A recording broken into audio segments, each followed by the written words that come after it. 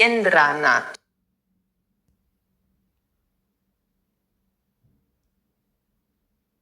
Let's go to a little more of the philosophical aspects. So we have here the Hatha Yoga Pradipika, which means the light on Hatha Yoga. Remember that Hatha Yoga was the first existing yoga, and all other yogas, including Vinyasa and all the modern yoga styles which we have in a day of today, actually come from the Hatha Yoga. This would not exist if there would not have been Hatha Yoga in the beginning.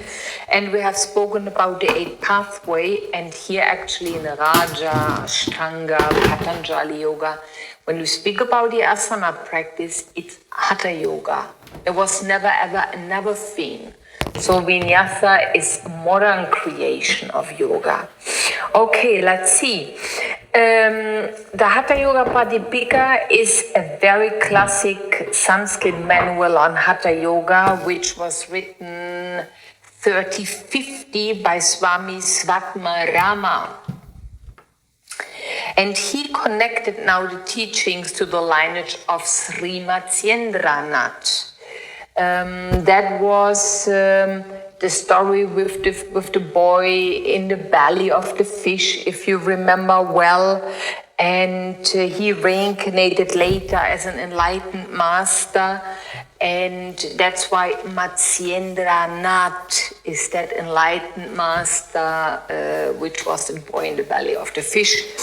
And he followed now that, also Swami Svatmarama followed now the tradition of Matsyendranath.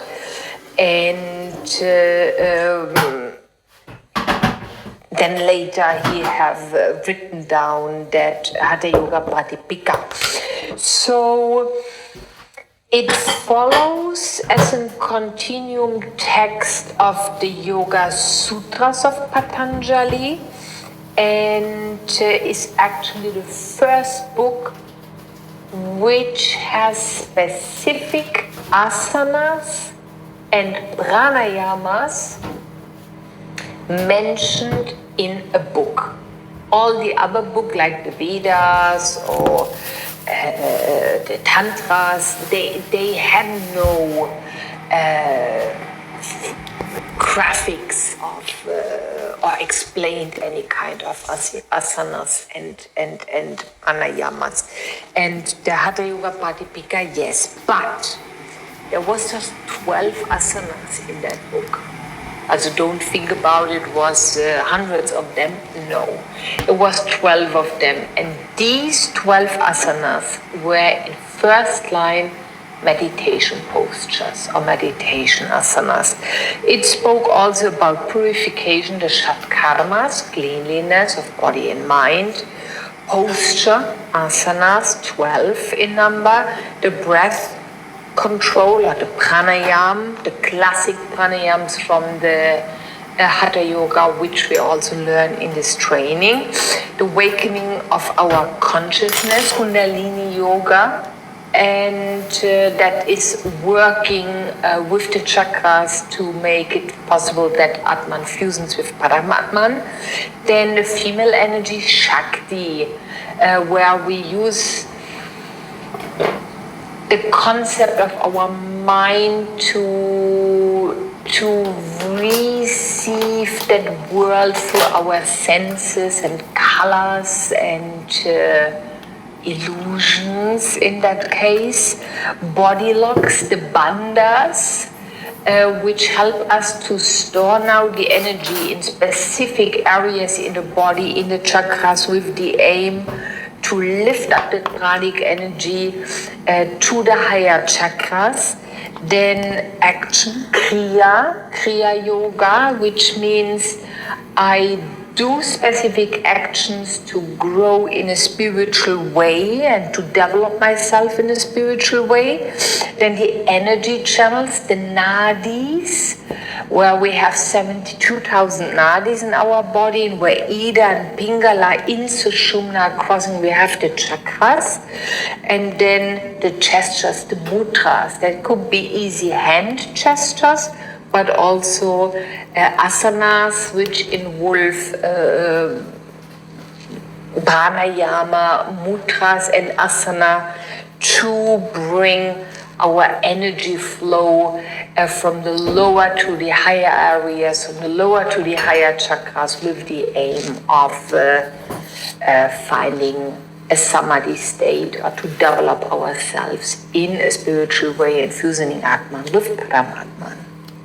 Now let us speak about Hatha Yoga. We have heard already that Hatha Yoga was the first existing yoga style, and the word yoga comes actually from yog, which derives from the Sanskrit term huge, and huge means to join something, to bring something together. And in a spiritual term, we speak about Atman, fusioning or bringing together the individual soul with the supreme soul, with Paramatman. But of course, it stands also for harmonies, for all opposites, body and mind in harmony. And that's why we practice Hatha Yoga, to bring body and mind into balance. So we have Ha and Ta, Hatha, and that Ha stands for the sun and Ta stands for the moon, but it stands also for any other kind of things which come in pairs together or opposites within us. So we have Shiva, the male energy, with Shakti, the female energy.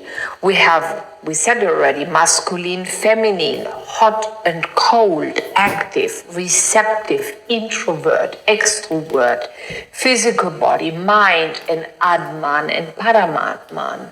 So all that things, when we speak about Hatha, that concept of to join, means that we bring something together and that there is no separation anymore between them. Okay, so the Hatha yogis found out that certain specific positions, which we call asanas, open the nadis or the meridian in the Chinese medicine, or the nerve channels when we speak about anatomy, open up our nerve plexuses or the chakras, which goes hand in hand with that, so that the energy or our prana can flow freely through the body. So the practice of Hatha Yoga now helps us to bring that pranic flow into action, and with the pranayama, for example, we have an extra tool to breathe blockages away in Ida and Pingala Nadi. But we will come to that a little later. It's just that it makes already a little sense that the aim of Hatha Yoga is to bring something together and to find harmony in it. Okay. Originally, we had 8,400,000 asanas, which are also the reincarnations which the individual soul has to come back and back and back again, to reincarnate again, before she has made all possible experiences to develop herself and to fusion back to the ultimate reality. And there's actually a little confusion that people think that Hatha Yoga is boring, slow, when we see now that new or modern style Vinyasa Yoga. Actually, the asanas are the same. So it can't be more easy or boring. It's simply the way we connect the asanas to each other is different. In the Hatha Yoga, how I come in, I come out, and then I go into the next asana. While in the Vinyasa, I put everything into a flow together. But the asanas, remember, are the same. Maybe they can have different names, but this is depend on schools, traditions, teachers. One teacher saw in one thing a mountain, while the other one saw in it an upward or downward facing dog. Do you see? So it could be that the names are changing in the Hatha and in the Vinyasa traditions. And that could be simply for the reason that one master saw in a position a mountain, while another master saw in it a downward facing dog. And that's why different names for the same asana.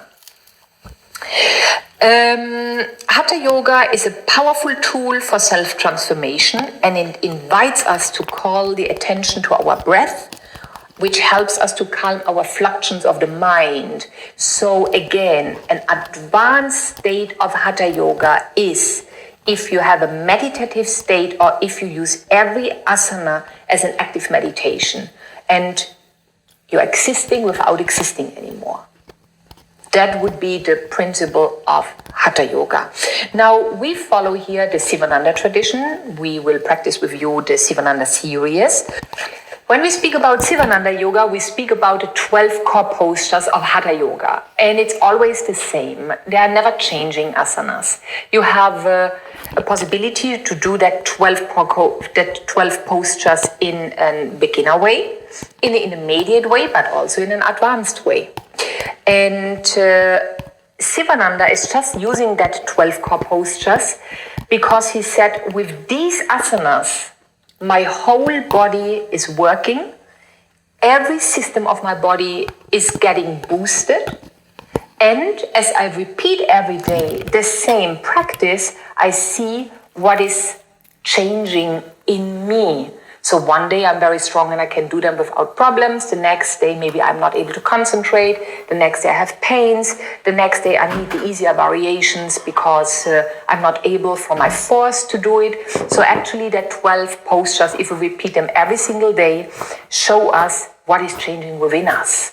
And it becomes a routine.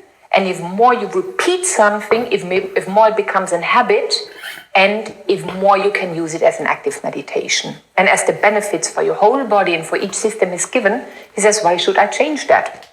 Okay, so he had established the Sivananda Ashram, which was in the beginning a hospital because he was a doctor and he said, I don't have enough just to heal physical bodies of people. I want to help them to find peace, harmony, not just for the body, also for the mind. And that's why he became also a yoga teacher. And he built up that hospital in Rishikesh next to the Ganges, and which is now a very, very famous ashram, not just in India. You have Sivananda schools and ashrams in all over the world.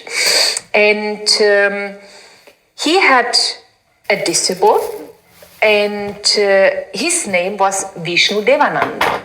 And he was his direct student. And through him to Vishnu Devananda, he said, I want that everybody is aware about that helpful practice of the Sivananda practice. And he was the one who then has built up actually the ashrams and the schools. He was traveling around the world. He founded the Sivananda Yoga Vedanta Center, following the tradition, and then bring it out into the Western world. Another very important student of Swami Sivananda was Swami Satyananda, and he has the famous Bihar School of Yoga, also Swami Satchitananda's Integral Yoga. So they are all very, very famous in all over the world and using that tradition of Sivananda, giving it their own view, especially with the asanas. So Sivananda was always just the 12 core postures, while Integral Yoga or Swami Vishnu Devananda or Swami Satyananda used all yoga asanas and was not just fixed on that 12. That's the only difference between these important masters, but all of them follow the same tradition and knowledge, what was given by Swami Sivananda. And very important here also, all that styles use karma yoga, bhakti yoga, raja yoga as jnana yoga, that everybody can find not just through asanas and pranayam, through bhakti yoga, singing mantras, chanting mantras, jnana yoga, prolonged meditation leads you to knowledge, and of course karma yoga, selfless service. All of this is an integral part of that Sivananda tradition to find a way to fusion yourself, the individual soul, with the supreme soul and keep body and mind healthy through the asana practice, which is a hatha practice. Vishnu Devananda, that's something quite interesting also. He was the one, he came into the Western world and he created the Sivananda Yoga Teacher Training Course 1969, and that was actually the first yoga teacher training in the Western world, what we could do, and starting becoming students and yoga teachers of that classic Hatha Yoga path.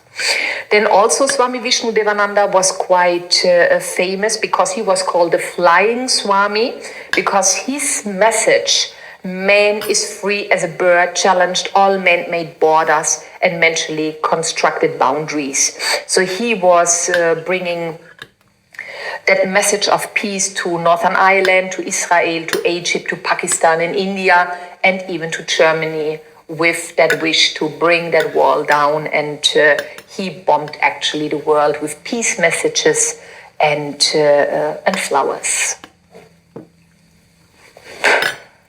Vinyasa Yoga.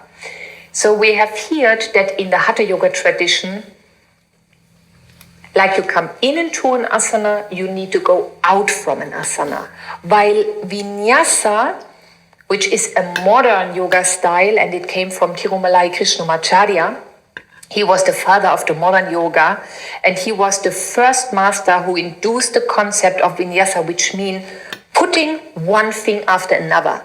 That means you have not that strict rules like you come in, you come out as in a hatha. You can bind everything together like a chain and make it more dynamic, because there is no interruption between the asanas coming in and out. So you bind one asana to the next one, and you could say it becomes a little more dynamic and as a dance, if to put it into an example. And there are also, of course, many direct students from Tirumalai Krishnamacharya. One of the most famous in a day of the day is Patabi Joyce, and he was the one which made up that 6 important Vinyasa series, which we call Ashtanga Vinyasa Yoga, the primary series. Then you have an intermediate series. You have 4 advanced series, which are of course very, very challenging and more difficult. But the primary series of Mysore style of yoga is very, very famous in all over the world and practiced as a very dynamic style of yoga.